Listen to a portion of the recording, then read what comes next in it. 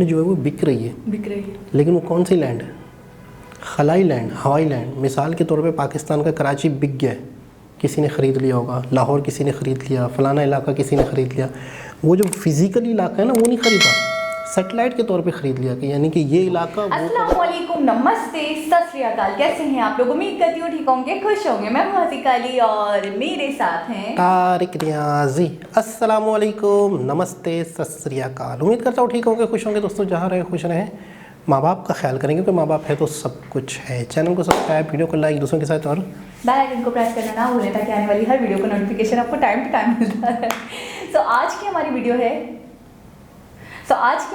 है 6 big missions of ISRO in 2022। Start करते हैं अपनी वीडियो को। Let's start. ओके गाइस, तो वीडियो का टाइटल है 6 big space missions of ISRO in 2022, future missions of ISRO Gaganyaan. 112 spacecraft mission, 82 launch mission, 12 student satellite, 2 re entry mission, 342 foreign satellite 34 countries की।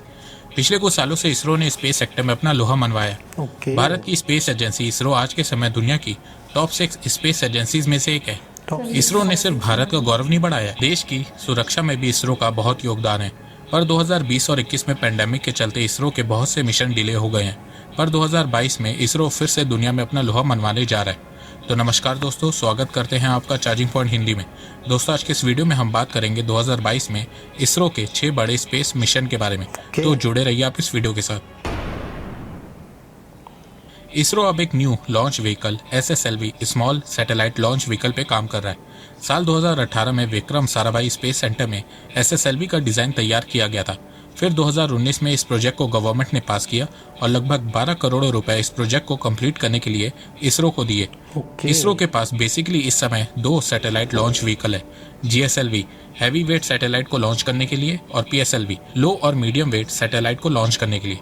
पर इसरो चाहता है कि वो लो वेट सैटेलाइट को लॉन्च करने के लिए एक नया लॉन्च व्हीकल बनाए। अब आप सोच रहे होंगे कि इससे फायदा क्या होगा, तो देखो इससे बहुत फायदा होगा। जब कोई फॉरेन कंट्री इसरो से अपनी सैटेलाइट लॉन्च करवाती है तो उसमें कुछ सैटेलाइट के वेट बहुत कम होते हैं, मतलब 100 से 500 किलो के बीच होते हैं, तो उसके लिए भी इसरो को PSLV को यूज करना पड़ता है। पर अगर ऐसी सैटेलाइट को लॉन्च करने के लिए ISRO small satellite launch vehicle SSLV को यूज करेगा तो उसका बहुत कम खर्चा बैठेगा। और सबसे बड़ी बात यह है कि सिर्फ 15 दिन में ही पूरा रॉकेट असेंबल होके लॉन्च हो जाएगा, जिससे इसरो का टाइम भी बहुत बचेगा। SSLV को 500 किलो तक की सैटेलाइट को आराम से लॉन्च करने के लिए बनाया जा रहा है। जितनी कॉस्ट PSLV से सैटेलाइट लॉन्च करने में लगती है उसका 1/10 मतलब सिर्फ 10% कॉस्ट लगेगी SSLV से सैटेलाइट लॉन्च करने में। जहां PSLV को लॉन्च करने में 25 से 75 मिलियन डॉलर्स लगता है, वहीं SSLV को सिर्फ $2.5 मिलियन के आसपास लगेगा। इंडियन रुपये की बात करें तो 20 से 25 करोड़। SSLV का सबसे बड़ा एडवांटेज ये है कि इसके सेटअप के लिए ज़्यादा लोगों की ज़रूरत नहीं पड़ेगी। इसकी हाइट सिर्फ 34 मीटर की होगी और SSLV को इस तरह से तैयार किया गया है कि इसके लिए मिशन कंट्रोल सेंटर की भी ज़रूरत नहीं पड़ेगी। एक ऑफिस में बैठकर कंप्यूटर से भी SSLV से सैटेलाइट लॉन्च की जा सकती है। तो सोचो कितने कम खर्च में इसरो सैटेलाइट लॉन्च करेगा। वैसे भी इसरो को better result in low cost के नाम से भी जाना जाता है। SSLV से इसरो पूरे स्पेस मार्केट में एक तरीके से अपना दबदबा बना लेगा, क्योंकि आज के समय में भी ऐसे बहुत से देश हैं जिनके पास खुद का लॉन्च व्हीकल नहीं है और सैटेलाइट को लॉन्च करने के लिए ज़्यादा पैसे भी नहीं है। तो SSLV की मदद से इसरो उन सब देशों की प्रॉब्लम सॉल्व कर देगा। और सिर्फ इतना ही नहीं, SSLV की मदद से इसरो वर्ल्ड वाइड एक कम्पिटेटिव रेट सेट करेगा, जिससे दुनिया भर की कंपनीज अपनी सैटेलाइट इसरो से लॉन्च करवाने के लिए तैयार हो जाएंगी। चंद्रयान 3 इसरो ने मिशन चंद्रयान अक्टूबर 2008 में लॉन्च किया था और चंद्रयान ने मून पे आइस वाटर ढूंढ निकाला था और ऐसा करने वाला इसरो फर्स्ट स्पेस एजेंसी बना था। इस सफलता के बाद इसरो चांद पे एक बार फिर से प्रॉपर रिसर्च करना चाहता था। 11 साल बाद इसरो ने सितंबर 2019 में चंद्रयान 2 मिशन लॉन्च किया। चंद्रयान 2 एक रोबोटिक रोवर मिशन था जो मून के साउथ पोल में उतर के वहां पे रिसर्च करता, पर कुछ टेक्निकल इशू के चलते चंद्रयान 2 मिशन पूरी तरह से सफल नहीं हो पाया। पर इस बात पे इसरो ने हार नहीं मानी और वहीं से शुरुआत हुई मिशन चंद्रयान 3 की, क्योंकि अभी भी चांद पे चंद्रयान 2 का ऑर्बिटर बिल्कुल सही सलामत घूम रहा है, जो इसरो को चांद की प्रॉपर इमेज हर साइड और एंगल से दे रहा है।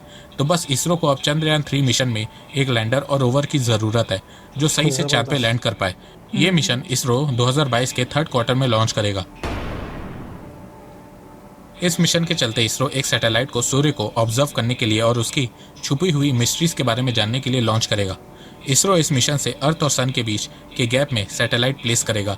अर्थ और सन के बीच लैग्रेंज पॉइंट होता है जहाँ पे ज़्यादा ग्रेविटी नहीं होती है, तो सैटेलाइट को ना सन की ग्रेविटी अपनी ओर खींच सकती है और ना अर्थ की, तो उस पॉइंट पे सैटेलाइट आराम से अपना काम कर सकती है। ऐसा नहीं है कि इसरो सन को स्टडी करने वाली पहली स्पेस एजेंसी बनेगी। नासा और यूरोपियन स्पेस एजेंसी ने भी ऐसा सेम मिशन ट्राई किया था, पर वो पूरी तरह से सक्सेसफुल नहीं हो पाए थे। इसलिए आज भी सन हमारे लिए एक मिस्ट्री बना हुआ है। आदित्य मिशन का मेन ऑब्जेक्टिव सन के आउटर लेयर कोरोना और क्रोमोस्फियर को ऑब्जर्व करना होगा, फिर उसको एनालाइज करना होगा और फिर डाटा कलेक्ट करना होगा।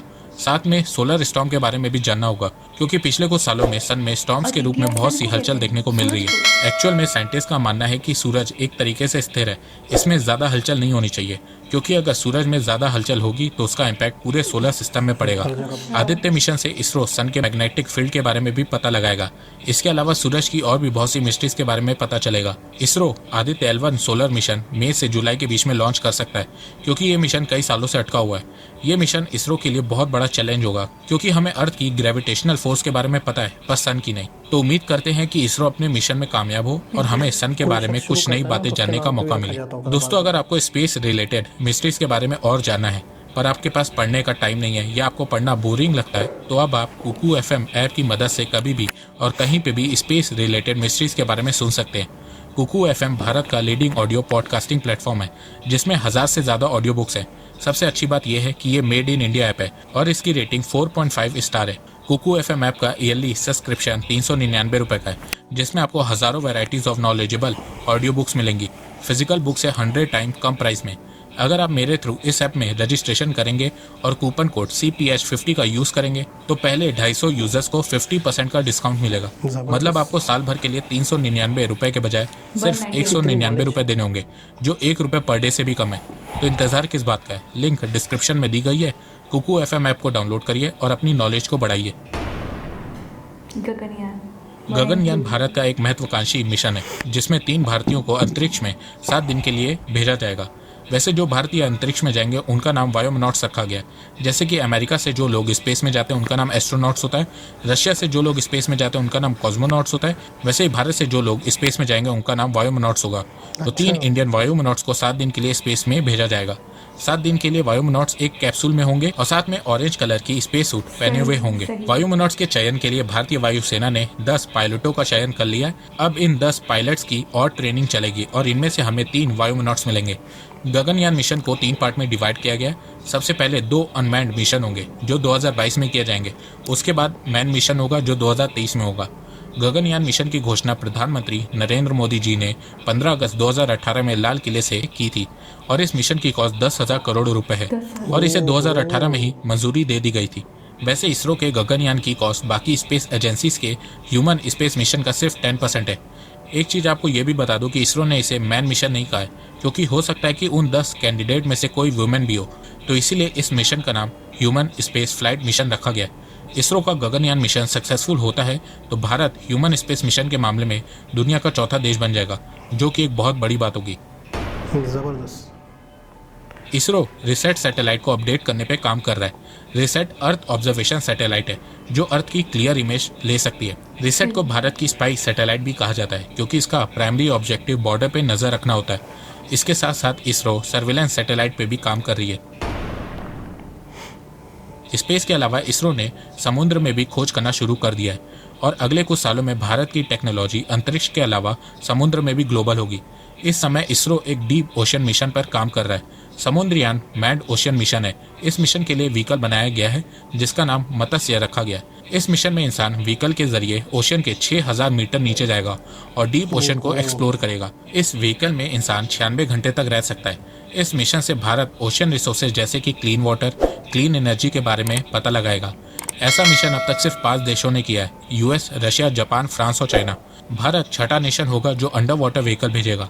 2018 से इस प्रोजेक्ट पे काम हो रहा था, पर पिछले साल ही इसे लॉन्च कर दिया गया है और इसका पहला फेज 3 साल का होगा, 2021 से 2024 तक, और इसमें 2800 करोड़ रुपए खर्च किए जाएंगे। इन सब मिशन के अलावा इसरो रिसर्च एंड डेवलपमेंट पे भी बहुत फोकस कर रहा है। ISRO Shukrayaan Venus mission, Mangalyaan 2, reusable launch vehicle, NASA के साथ मिलकर निसार मिशन पे भी काम कर रहा है। इसके अलावा इस साल से भारत के स्पेस सेक्टर में आपको प्राइवेट कंपनीज भी अपना मिशन लॉन्च करते हुए देखने को मिल सकती हैं। भारत को स्पेस सेक्टर में आत्मनिर्भर बनाने के लिए और स्पेस में भारत की अहमियत को और बढ़ाने के लिए प्रधानमंत्री श्री नरेंद्र मोदी जी ने पिछले साल ISPA यानी इंडियन स्पेस एसोसिएशन की शुरुआत की थी। भारत सरकार ने एक ऐसा एसोसिएशन बनाया है जिसमें भारत की स्पेस एजेंसी इसरो और भारत की प्राइवेट कंपनीज एक साथ एक जगह पे आके काम करेंगी, जिसके चलते अब भारत का प्राइवेट सेक्टर भी अपना कंट्रीब्यूशन स्पेस सेक्टर में दे पाएगा और नई नई इनोवेशन कर पाएगा। इंडियन स्पेस एसोसिएशन ISPA के लॉन्च होते ही भारत की बहुत सी प्राइवेट कंपनीज ने ISPA में ज्वाइन करने की इच्छा दिखाई है। ये सभी कंपनीज अभी अलग अलग तरह के स्पेस प्रोजेक्ट पे काम कर रही हैं, जैसे कि भारती वन वेब स्पेस से इंटरनेट सर्विसेज प्रोवाइड करने पे काम कर रहा है। इससे इंटरनेट की स्पीड बढ़ेगी और साथ में इंटरनेट की प्राइस और कम हो जाएगी। इसके अलावा टाटा नेल्को सैटेलाइट बिजनेस में एंट्री ले चुका है। तो ISPA से ये फायदा होगा कि ये सारी प्राइवेट कंपनीज इसरो के साथ कोलैबोरेट कर पाएंगी और इससे ओवरऑल इसरो का ही फायदा होगा। एक तो इसरो का बिजनेस बढ़ेगा, इसके अलावा इसरो को जो भी सैटेलाइट या स्पेसक्राफ्ट या रॉकेट का पार्ट बनवाना होगा वहाँ पे ये कंपनी हेल्प कर देंगी, जिससे इसरो का काम भी बहुत कम हो जाएगा और फ्यूचर मिशन के लिए इसरो को फंडिंग की कमी नहीं होगी। भारत ने 2030 तक स्पेस स्टेशन बनाने का लक्ष्य रखा है, जिसमें बहुत पैसा खर्च होगा, तो इसके लिए प्राइवेट पार्टिसिपेशन होना बहुत ज़रूरी है। तो देखा जाए ये साल इसरो के लिए बहुत अहम होने वाला है। तो दोस्तों मुझे लगता है कि अब आपको सब समझ में आ गया होगा। तो अगर आपको ये वीडियो पसंद आए तो आप इस वीडियो को लाइक कीजिए और अब आप मुझे सपोर्ट भी कर सकते हैं पेट्रियन और यूट्यूब में ज्वाइन बटन के थ्रू। जी जनाब, यानी बहुत सारे गोल हैं इसरो के, बहुत सारे गोल हैं, बहुत ज़्यादा इंपॉर्टेंट रहने वाला है, बहुत अहमियत का हामिल है, बहुत अहम होगा क्योंकि इसके अंदर बहुत सारी 6 मिशंस हैं। बिल्कुल, इनको पूरा करने की ठान ली है उसने। बिल्कुल, ठीक है, और हम उम्मीद करते हैं, आशा करते हैं कि ये सारे के सारे यकीनन पूरे होंगे, मिशन में कामयाब होगा इसरो। अच्छा, मुझे आप प्राइवेट के बारे में क्या कहना चाहेंगे कि प्राइवेट बहुत ही अच्छा एक ऑप्शन है कि जब तक देखिए प्राइवेट सेक्टर के पास ही ज़्यादा पैसा होता है फंडिंग के लिए। बिल्कुल बिल्कुल। अच्छा, हमने थोड़े दिनों पहले सुना था कि स्पेस स्टेशन का कि इंडिया बना रहा है स्पेस स्टेशन, तो उसके अंदर हमने ये बात क्लियरली सुनी थी कि प्राइवेट सेक्टर्स का हाथ होगा, तकरीबन उनके साथ ही 50%, कोलैबोरेशन के साथ ही बना पाएगा इसरो होगा और प्राइवेट सेक्टर्स होंगे। तो मुझे तो तब लग रहा था कि इन्वॉल्वमेंट हो गया है, ठीक है, बातचीत हो गई है, लेकिन अभी वो ये कह रहे हैं कि दूसरे मिशंस में भी हम प्राइवेट सेक्टर का साथ लेंगे। बिल्कुल, और ये अच्छा रहेगा इसरो के लिए क्योंकि फंडिंग वगैरह में आसानी होगी। बिल्कुल। अच्छा, फिर आपको पता है प्राइवेट सेक्टर जो होता है, वैसी बात है, वो होते हैं बिजनेस टाइकॉन। तो उनका जो मकसद होता है वो होता है अर्निंग। जब आप कोई भी स्टेशन छोड़ते हैं, खलाई स्टेशन होता है, तो उससे जाहिर सी बात है दुनिया में ज़मीन पे जो रहने वाले लोग होते हैं उनको सैटेलाइट से फ़ायदा होता है। मोबाइल कंपनीज़ हो गई या मैप हो गया या एप्लीकेशंस हो गई, जो भी हो गया, तो जाहिर सी बात है। अच्छा, मैंने एक वीडियो देखी थी जिसमें बाकायदा बताया जा रहा था कि दुनिया में, पाकिस्तान में या हर जगह लैंड जो है वो बिक रही है, लेकिन वो कौन सी लैंड है? खलाई लैंड, हवाई लैंड। मिसाल के तौर पे पाकिस्तान का कराची बिक गया है, किसी ने ख़रीद लिया होगा, लाहौर किसी ने ख़रीद लिया, फ़लाना इलाका किसी ने ख़रीद लिया। वो जो फिज़िकली इलाका है ना, वो नहीं ख़रीदा, सैटेलाइट के तौर पे ख़रीद लिया कि यानी कि ये इलाका वो कवर करेगा, ये इलाका उसका हो गया। बाकायदा कोई ऐसी कंपनीज़ हैं, कोई ऐसी पेजेस हैं, वेबसाइटें हैं, खलाई इलाका यानी स्पेस में, हाँ स्पेस में, यानी कि वो एरिया हाँ, वो ख़रीद रहे हैं, बिक रही हैं इस वक्त। तो प्राइवेट सेक्टर्स जो होते हैं वो इस तरह फ़ायदा उठाते हैं, तो उससे थोड़ा सा आइडिया होता है। अच्छा, मुझे सबसे ज़्यादा जो इंतज़ार है, अच्छा एक तो वो बड़ा अच्छा लगा जो बहुत ही कम कॉस्ट में स्टेशन जो हैं वो खला में छोड़ेंगे, जो नहीं उन्होंने बोला वो कम कॉस्ट वाला जो बना रहे थे ना, नहीं, उनके बारे में ये बात मशहूर है वैसे भी इसरो के बारे में, लो कॉस्ट, रिजल्ट बेहतरीन से बेहतरीन और कॉस्ट लो से लो। आपने सुना था ना कि वो जो उनकी मूवी थी, उस मूवी से कम बजट में उन्होंने किया था ये काम। यानी कि जो स्पेस के ऊपर जो हॉलीवुड ने मूवी बनाई थी, उस मूवी की टोटल कॉस्ट इनके जो प्रोजेक्ट की कॉस्ट थी उससे भी कम में किया था। मतलब रियल में ही वो इतनी कम प्रोजेक्ट आई थी, कॉस्ट आई थी। अच्छा, मुझे जो सबसे ज़्यादा इंतज़ार है चंद्रयान 3। बिल्कुल, मुझे वो इमोशनल मोमेंट जो है वो कभी भी नहीं भूलेगा, कभी भी नहीं भूलेगा। फुटेजेस बहुत वायरल हुई थी, बहुत ही ज़्यादा वायरल हुई थी, और जिस तरह से मोदी जी ने उन्हें अप्रिशिएट किया था और उन्हें मतलब मुतमईन किया था, उन्हें मतलब कि हिम्मत दी थी, तो वो एक बहुत ही नाजुक पल था, बहुत ही यादगार पल था। तो अब थर्ड पे जब ये दोबारा से कोशिश करेंगे, अब इनकी कॉस्ट भी कम आएगी और सिर्फ उन्होंने लैंडर जो है जो लैंड करेगा सिर्फ उन्होंने वो बनाना है, वो भेजना है। ऑर्बिटल अभी है, अभी कह हाँ, रहे हैं सारी orbital इन्फॉर्मेशन हमें मिल रही है, वो रिसर्च चल बिल्कुल। रही है, तो उसका इंतज़ार रहेगा। उसका इंतजार क्या कौन से सन में कंप्लीट होगा? इसी साल? इस साल। ये सारे प्रोजेक्ट इसी साल में कंप्लीट होने हैं? नहीं, कंप्लीट नहीं होंगे ये सारे प्रोजेक्ट, कुछ स्टार्ट होंगे, कुछ 2024 तक भी जाएंगे, 2023 तक भी जाएंगे, और ये जो चंद्रयान वाला है ये 2022 में ही होगा। अच्छा, इसरो जो है, यूँ समझ लें, हम इस वीडियो से थोड़ा सा मुझे एक और अंदाज़ा हुआ कि दुनिया की टॉप जो टॉप कंपनीज 6 हैं, में, टॉप 6 यानी उनके अंदर काम कर रहा है। यानी इस एक तो हम डेवलपमेंट देख रहे हैं, हम का तरक्की देख रहे हैं, लोगों के फलाहों के काम देख रहे हैं, इंडिया ये कर रहा है, इंडिया वो कर रहा है। इंडिया ना सिर्फ ज़मीन पे कर रहा है, सैटेलाइट और इस तरीके की टेक्नोलॉजी में भी कमाल। यानी किसी से भी, दुनिया के किसी भी, अच्छा इसको यूँ हम कह सकते हैं आसान अल्फाज में, किसी भी शोबे में, किसी भी डिपार्ट में, किसी भी मैदान में, किसी भी फील्ड में किसी भी कंट्री से पीछे नहीं है। पीछे नहीं, बल्कि कितने कंट्रीज उसके पीछे हैं। टॉप 6 में आना आप खुद बताएं, दुनिया में कितने कंट्रीज हैं?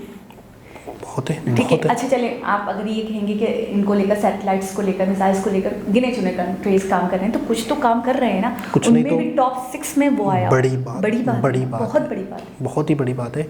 और वही वाली बात है कि कुछ की पॉइंट्स होते हैं, जिन की पॉइंट्स को देखकर लोग एक अनुमान कर रहे हैं सुपर पावर का कुछ सालों बाद। हाँ, लेकिन वो कुछ की पॉइंट्स हैं, उन्हें देखते हुए। अच्छा, ये सबसे बड़ा है की पॉइंट में से, क्योंकि ये मैं कहता हूँ हर कंट्री का काम नहीं है। सैटेलाइट्स के हवाले से स्पार्को भी तो है, कुछ बोलेंगे? खैर दोस्तों, एक बहुत ही ज़बरदस्त वीडियो, इन्फॉर्मेटिव वीडियो थी। दोबारा किसी और वीडियो के साथ आपसे मुलाकात होगी, जब तक के लिए अल्लाह हाफ़िज़।